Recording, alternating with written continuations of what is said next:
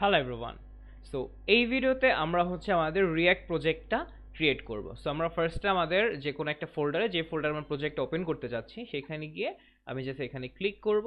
দেন হচ্ছে আমি সিএমডি, তার মানে আমি হচ্ছে কমান্ডটাকে ওপেন করব আমার। তারপর হচ্ছে আমি যদি এখানে সিওডি বা অথবা আমি এখানে ফার্স্ট টাইম ক্রিয়েট করি যে npx create রিয়্যাক্ট অ্যাপ, তার মানে হচ্ছে আমি npx create react app দিয়ে আমি একটা রিয়্যাক্ট অ্যাপ ক্রিয়েট করছি এবং এরপরে হচ্ছে আমি প্রজেক্টটার নাম দিব। তো আমি এটার নাম দিলাম মনে করেন সেবা। ঠিক আছে, সেবার মতো কিছু একটা আমি বানাতে চাচ্ছি। তো সেবা আমি যদি ক্লিক করি দেন হচ্ছে npx create react app দিয়ে সেবাটা ওপেন হবে, প্রজেক্টটা ক্রিয়েট হচ্ছে। তো প্রজেক্টটা ক্রিয়েট হোক, প্রজেক্টটা ক্রিয়েট হতে হতে আমরা হচ্ছে হ্যাঁ হোক, আমরা হচ্ছে এতটুকু ওয়েট করি।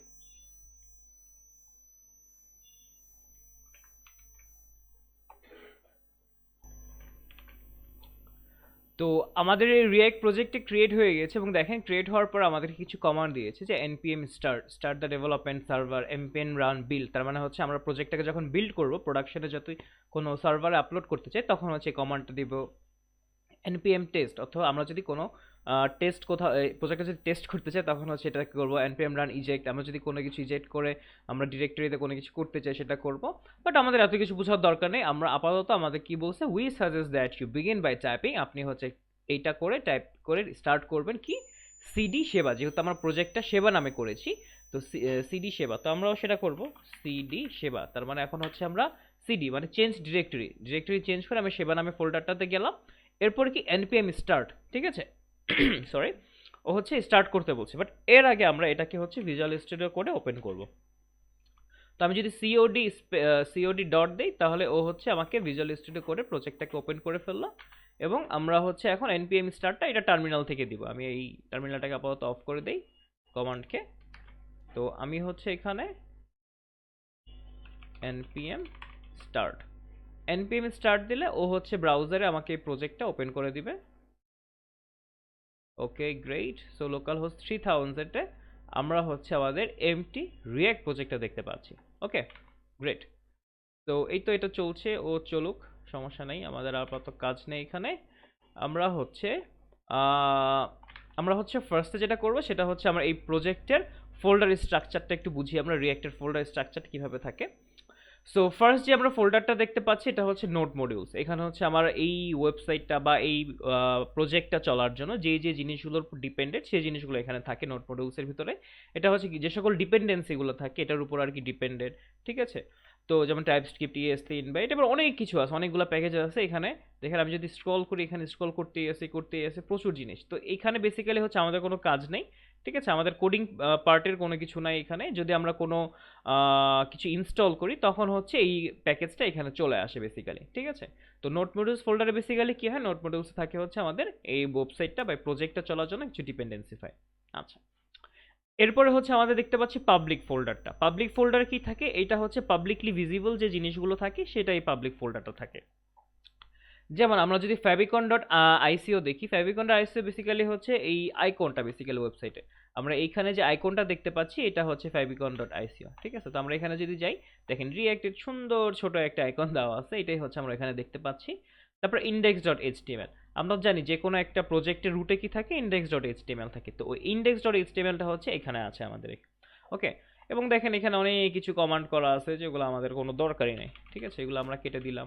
ঠিক আছে, তারপর হচ্ছে আমরা, এবং দেখেন প্রত্যেকটা এইচটিএমএল প্রজেক্টের মতো এখানে কিন্তু একটা টাইটেল আছে এবং টাইটেলে দেখেন কি আছে, এখানে রিয়্যাক্ট অ্যাপ আছে।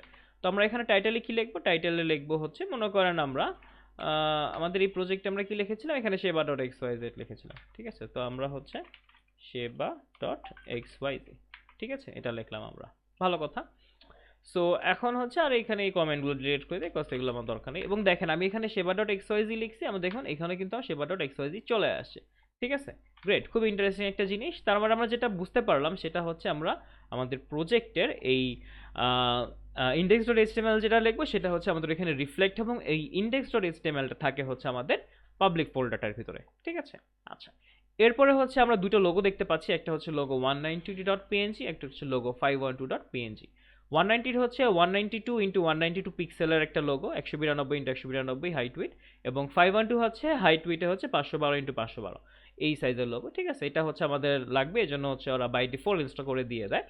তারপরে হচ্ছে আমরা manifest.json নামে একটা ফাইল দেখতে পাচ্ছি, এটা হচ্ছে আমরা যখন প্রোগ্রেসিভ ওয়েব অ্যাপ বা এই টাইপের কাজগুলো করবো তখন এই জিনিসগুলো লাগে। ঠিক আছে, এগুলো আমরা পরে দেখবো যদি কখনো আমরা ইউজ করি। আর robots.txt এটা হচ্ছে বেসিক্যালি আমরা যখন ওয়েবসাইটটাকে বিল্ড করে কোনো একটা জায়গায় আপলোড করব তখন হচ্ছে আমাদের ওয়েবসাইট বানানোর মেন উদ্দেশ্য কি, যাতে ইন্টারনেটে সবার কাছে পৌঁছে যায়, তাই না? তো এই robot.txt কি করে, যখন বিভিন্ন ক্রলার বা যেমন গুগল ক্রলার ও কি করে ওয়েবসাইট ক্রল করে দেন কি কি ইনফরমেশন আছে ইউজারের কাছে পাঠায়। ফর এক্সাম্পল আমি গুগলে গিয়ে সার্চ করলাম সার্ভিসেস ওয়েবসাইটস ইন বাংলাদেশ, তখন ও কি করবে, আমার এই ওয়েবসাইটটাকে ক্রল করে দেখবে যে এখানে সার্ভিসেস দেওয়া হয় কিনা। যদি দেখে হ্যাঁ দেওয়া হয়, তাহলে হচ্ছে এটাকে ক্রল করে রেজাল্টটাকে দিবে। ঠিক আছে, তো এটা হচ্ছে বেসিক্যালি ক্রলারদের জন্য বা গুগল ক্রলে এই টাইপের কাজগুলো করার জন্য ও কি কি পেজ দেখবে, এটা কয়দিন পর আপডেট হবে, এই টাইপের জিনিসগুলো হচ্ছে robots.txt এ থাকে। ঠিক আছে, তো এটা হচ্ছে বেসিক্যালি আমাদের পাবলিক ফোল্ডার পর্যন্ত। আচ্ছা, এরপরে নিচে আমরা দেখতে পাচ্ছি readme.md, এটা হচ্ছে বাই ডিফল্ট ইনস্টল করে readme.md দিয়ে দেয়। এটা হচ্ছে কিভাবে প্রজেক্টটাকে করব এবং বিভিন্ন কিছু ইনস্ট্রাকশন থাকে এখানে। তারপর হচ্ছে package.json, এখানে হচ্ছে আমরা যে সকল প্যাকেজেসগুলো ইনস্টল করেছি সেটা এখানে থাকে, যেমন আমরা রিয়াক্ট ডম, রিয়াক্ট স্ক্রিপ্ট, ওয়েব ভাইটালস, আপাতত এগুলো আমরা কিছু ইনস্টল করি নাই, বাট যখনই রিয়াক্ট ইনস্টল করেছি এটা বাই ডিফল্ট হচ্ছে এই জিনিসগুলো আমাকে ইনস্টল করে দিয়ে দিয়েছে। আচ্ছা, এরপর হচ্ছে প্যাকেজ লগ জেসন। ঠিক আছে, এখানেও সেভ ওই যেগুলো ইনস্টল করো ওইটার ওগুলোই দেওয়া আর কি। আচ্ছা, গিট ইগনোর কি, গিট ইগনোর দেখেন খুব ইন্টারেস্টিং একটা জিনিস। আমরা যখন এই প্রজেক্ট কি করব, আমরা তো প্রজেক্টটাকে কোথাও আপলোড করবো গিটহাবে, তাই না? তো তখন হচ্ছে এই প্রজেক্টটাকে আমরা কি করব, যাতে কিছু কিছু জিনিস হচ্ছে আমাদের মানে পাবলিকলি অ্যাক্সেসিবল হওয়া উচিত না। ফর এক্সাম্পল এখানে আমার কোনো একটি ক্রেডেনশিয়াল আছে, ওগুলো কি হচ্ছে আমার এনভায়রনমেন্ট ভ্যারিয়েবলে থাকবে। ঠিক আছে, এগুলো আমরা যখন ব্যাকএন্ডে যাবো আস্তে আস্তে জিনিসগুলো বুঝবো, জাস্ট আপাতত একটু মাথায় রাখেন। তখন হচ্ছে কি করবো, আমরা ওই জিনিসগুলো হচ্ছে আমার গিটহাবে এক্সপোজ হতে দিব না। ঠিক আছে, আমার হয়তো কিছু কি থাকতে পারে, এপিআই কি অথবা এসএসএল কমার্সে যখন দিব স্টোর কি, স্টোরের পাসওয়ার্ড, এই টাইপের কনফিডেন্সিয়াল জিনিসগুলো থাকে। তো এগুলো এরকম হতে পারে কেউ চেঞ্জ করে তার ইউজার নেম তার স্টোরের আইডি পাসওয়ার্ড দিয়ে দিল, তখন আমি আমার সাইড থেকে যত পেমেন্ট করবো তখন তার সাইডে চলে যাবে, এরকম নানান কাহিনী হইতে পারে। সো এই সকল থেকে বাঁচার জন্য যে সকল হচ্ছে সিক্রেট বা কনফিডেন্সিয়াল জিনিস, এবং কিছু জিনিস আছে যেমন হচ্ছে আমার নোট মডিউলসটা কিন্তু আমার এটা এই ফাইলটা হচ্ছে এত বড়, এবং এটা হচ্ছে আমরা যদি গিটহাবে আপলোড করি গিটহাবটা মানে হিউজ হয়ে যাবে। সো দ্যাটস ওয়াই হচ্ছে এই টাইপের জিনিসগুলো আমরা হচ্ছে এই ডিপেন্ডেন্সিগুলো বা এই জিনিসগুলো যেগুলো হচ্ছে আমরা টেস্টিংয়ের জন্য ইউজ করি বা যেগুলো হচ্ছে আমরা এনভায়রনমেন্ট ভ্যারিয়েবলে রাখি, এই জিনিসগুলো হচ্ছে আমরা গিটহাবে আপলোড করবো না। সো দ্যাটস ওয়াই এটাকে আমরা করি কি গিট ইগনোর, যাতে আমরা যখন গিট নিয়ে কাজ করবো তখন দেখবো ও হচ্ছে এটাকে ইগনোর করবে। ঠিক আছে, সো এই জিনিসগুলো হচ্ছে গিট ইগনোরে থাকে। আচ্ছা, সো এতটুকু পর্যন্ত আই গেস বুঝতে পেরেছেন। এরপরে হচ্ছে আমাদের এই এসআরসি। আমরা রিয়াক্ট প্রজেক্টে যা করবো বেসিক্যালি সব এই এসআরসির ভিতরেই। আমরা কম্পোনেন্টস বানাই, আমরা পেজ বানাই, আমরা হোয়াট এভার ডু, আমরা হচ্ছে এই এসআরসির ভিতরেই থাকে। তো এটাকে একটু গো থ্রু করি। ফার্স্টে হচ্ছে আমাদের অ্যাপ.সিএসএস। অ্যাপ.সিএসএস কি, এটা হচ্ছে আমাদের পুরো প্রজেক্টটার যত সিএসএস আছে সেটা থাকে এখানে। যেমন এখানে আমরা বিভিন্ন টেক্সট লাইন দেখতে পাচ্ছি, এই জিনিসপাতিগুলো দেখতে পাচ্ছি।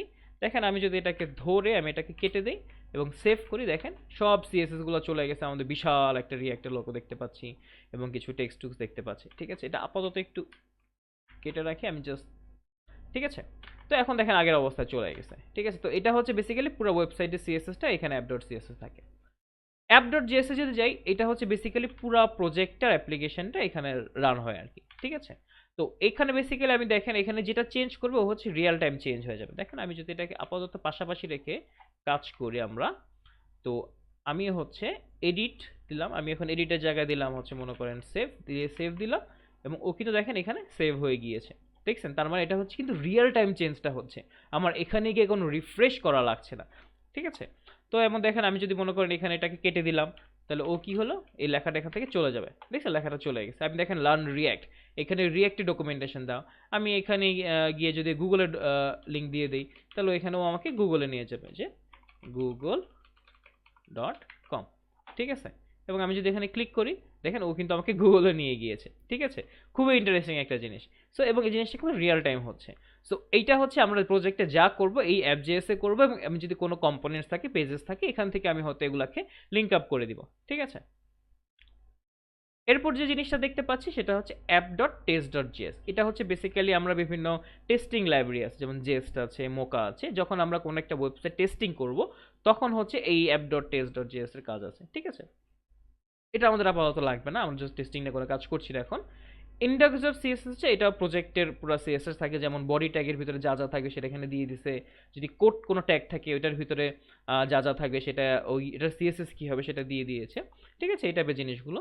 তারপর index.js, তার index.js বেসিক্যালি কী হয়, এটা হচ্ছে বেসিক্যালি দেখেন আমরা ফার্স্ট থেকে যদি একটু আসি, উপরে ও হচ্ছে রিয়াক্টটাকে ইম্পোর্ট করছে, ঠিক আছে, তারপর হচ্ছে রিয়াক্ট ডোমটাকে ইম্পোর্ট করছে। রিয়াক্ট ডোম কি আমরা তো জানি, ডোম কি, ডোম হচ্ছে ডকুমেন্ট অবজেক্ট মডেল, ঠিক আছে, আমাদের পুরো ওয়েবসাইটটা একটা ট্রি আকারে আমার এই প্রজেক্টের এই রিয়াক্ট প্রজেক্টে থাকে, ঠিক আছে। ট্রির উপরে থাকে রুট, রুটের ভিতরে থাকে আমাদের HTML, তার ভিতরে হচ্ছে আমাদের থাকে হচ্ছে বডি, তার ভিতরে হয়তো আমরা কোনো ডিভ দিতে পারি, কোনো ইমেজ দিতে পারি, বা হোয়াট এভার যেটা দিই আমরা, সেটা হচ্ছে পুরোটা হচ্ছে একটা ডমের ভিতরে থাকে। তো এই রিয়াক্ট ডম জিনিসটা হচ্ছে বেসিক্যালি রিয়াক্টের যে পুরো ডকুমেন্ট অবজেক্ট মডেলটা সেটা আর কি, ঠিক আছে। এটা বলতে গিয়ে একটা জিনিস বলে নেই, সেটা হচ্ছে আমাদের রিয়াক্টের ক্ষেত্রে কিন্তু একটা ভার্চুয়াল ডম থাকে, ঠিক আছে। তো এটা অনেকে ইন্টারভিউতে আস্ক করে যে রিয়াক্টের ভার্চুয়াল ডমটা আর রিয়েল ডমের মধ্যে ডিফারেন্সটা কি। তো ভার্চুয়াল ডম আর রিয়েল ডমের মধ্যে ডিফারেন্সটা হচ্ছে রিয়াক্ট যেটা করে ও হচ্ছে পুরো ডমের একটা কপি করে রাখে, এবং কোথাও যদি কোনো চেঞ্জেস হয় ও জাস্ট ওই জায়গাটা চেঞ্জ করে পুশ করে দেয়। আর আমরা যদি রিয়েল ডমের কথা বলি, রিয়েল ডমে হচ্ছে প্রত্যেকটা জিনিস কোনো জায়গায় যদি চেঞ্জ করি হচ্ছে প্রত্যেকটা জিনিস গো থ্রু করে করে যেই চেঞ্জেসটা হয় সেটা দেখায়, মানে পুরো ওয়েবসাইটের চেঞ্জেসটা দেখায়, মানে স্পেসিফিক যে জায়গায় চেঞ্জ ওটা দেখায় না। সো এই ক্ষেত্রে যেটা হয় ওয়েবসাইটে পারফরমেন্সের একটা ইস্যু হয়ে থাকে, ঠিক আছে। আমরা যদি গুগলে গিয়ে সিম্পলি সার্চ করি রিয়েল ডম ভার্সেস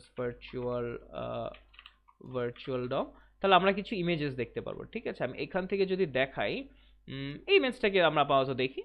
তো এখানেও কি বলছে দেখেন, আমরা ইমেজটাকে নতুন একটা ট্যাবে ওপেন করি, হ্যাঁ দেখেন। তো ভার্চুয়াল ডমে যেটা হয়, ভার্চুয়াল ডমে হচ্ছে পুরো একটা জিনিস, পুরো আমার ওয়েবসাইটটা পুরো রুটটা এটার আন্ডারে এই জিনিসগুলো এভাবে থাকছে, ঠিক আছে। আমরা মনে করেন এই জায়গাটায় এই দুটো জিনিস আছে এবং এই জিনিসটা আমরা মনে করেন বাদ দিয়ে দিলাম। ও কি করে ভার্চুয়াল ডমে পুরোটা কপি থাকার কারণে ও জাস্ট এটা বাদ করে এই চেঞ্জেসটাকে ওয়েবসাইটে পুশ করে দেয়। আর রিয়েল ডমে যেটা হয় ও হচ্ছে প্রত্যেকটা জিনিসকে গো থ্রু করে করে যে যে চেঞ্জেসটা এটা সহকারে পুরো ওয়েবসাইটটাকে ব্যাক করে, তো এটাতে পারফরমেন্সের একটা ইস্যু হয়। সো এটাই হচ্ছে বেসিক্যালি রিয়েল ডম এবং ভার্চুয়াল ডমের একটা কাহিনী, যেহেতু ডম চলে আসলে সেজন্য এটা আর কি শেয়ার করলাম আপনাদের সাথে। সো যাই হোক, এরপরে দেখেন কি করছে ও, এরপরে হচ্ছে কনস্ট্যান্ট রুট। রুট মানে হচ্ছে আমাদের পুরো প্রজেক্টটা বা রিয়াক্ট প্রজেক্টটা হচ্ছে কোনো একটা রুটের আন্ডার থাকে, এবং দেখেন রুটে আমরা কি করছি, রিয়াক্ট ডম ডট ক্রিয়েট রুট, আমরা হচ্ছে একটা রুট ক্রিয়েট করছি, কোনটা, document dot get element by ID root. এখন দেখেন রুট নামে একটা আমি ক্রিয়েট করেছি, সেটাকে এখানে এনে আমি রুট বানাইছি, কোনটা এটা দেখেন। আমরা যদি পাবলিক ফোল্ডারে যাই, index.js এ দেখেন আমরা হচ্ছে div.id রুট, তার মানে দেখেন আমি এখানে যা কিছু লিখবো তা হচ্ছে এই ডিভের ভিতরে পড়ে যায়, আমি পুরো ওয়েবসাইটটা বেসিক্যালি কিন্তু একটা ডিভের ভিতরে, ঠিক আছে, এবং এইটাকে রুট ধরে আমি পুরো প্রজেক্টটা করছি, ঠিক আছে, খুব ইন্টারেস্টিং একটা ব্যাপার। তো এই ও হচ্ছে এই ডিফটাকে হচ্ছে রুট ধরলো, রুট ধরে এবং এটার ভিতরে ও পুরো ওয়েবসাইটটাকে রেন্ডার করবে, ঠিক আছে। দেখেন root dot render React strict mode, তারপর হচ্ছে অ্যাপটা। আচ্ছা, রিয়াক্ট স্ট্রিক্ট মোড হচ্ছে বেসিক্যালি আমরা যখন আমরা প্রজেক্টটা বা ওয়েবসাইটটা যখন হচ্ছে আমরা ডেভেলপমেন্ট ভার্সনে করব, তখন যদি কোনো ইরর হয় সে হচ্ছে এই রিয়াক্ট স্ট্রিক্ট মোডে এটাকে দেখাবে, ঠিক আছে। আর এটার আন্ডারে হচ্ছে আমি অ্যাপটাকে র্যাপ করে দিলাম, এগুলো ইন ডিটেলস আমরা দেখব পরে ভিডিওগুলোতে। অ্যাপ র্যাপ করে দিয়েছি বলতে এই যে আমাদের যে অ্যাপ ডট জেএসটা সেটাকে আমরা এখানে র্যাপ করে দিয়েছি, দ্যাটস ওয়াই এই জন্য এটাকে দেখা যাচ্ছে, ঠিক আছে।